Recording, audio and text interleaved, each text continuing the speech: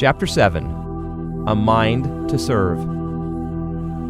7 separate times the New Testament refers to Jesus, the apostles, and various church leaders as bondservants. A bondservant in the Old Testament had an option. He was an Israelite slave who had been freed.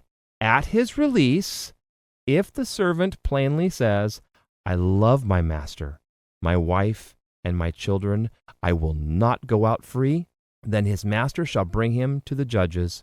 He shall also bring him to the door or to the doorpost, and his master shall pierce his ear with an awl, and he shall serve him forever.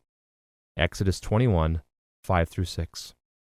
They would then take his ear, pierce it, and put an earring in it. This meant that he had chosen to serve his master forever. This is the word chosen by Paul and Peter to describe themselves. Paul, a bondservant of Jesus Christ, Romans 1:1. Simon Peter, a bondservant and apostle of Jesus Christ, 2 Peter 1:1. Is this your attitude?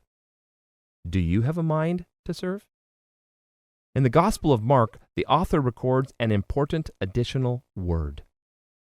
And whoever of you desires to be first shall be slave of all. Mark 10:44.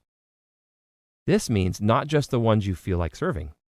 It means that if you choose to be a slave to Jesus, then you have that attitude with everyone. When you are standing in line and see someone who needs help, serve them.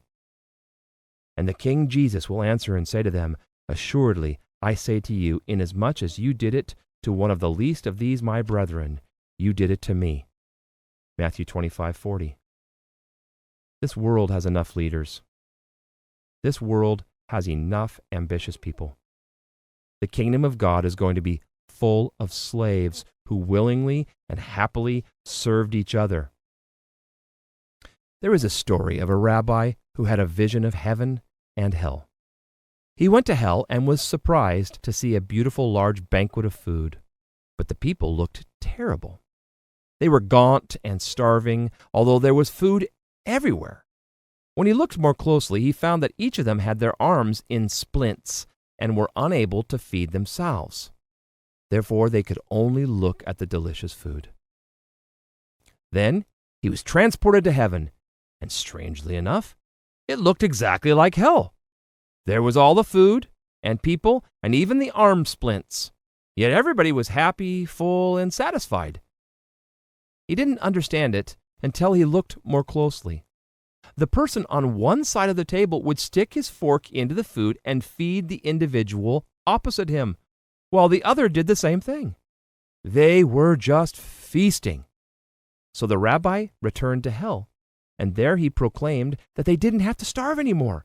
He told the man at one end of the table, "All you must do is feed that man opposite you, and I'm sure he will also feed you." The man's response to this idea of serving someone else was, "He's never done anything for me. Why would I give him the pleasure?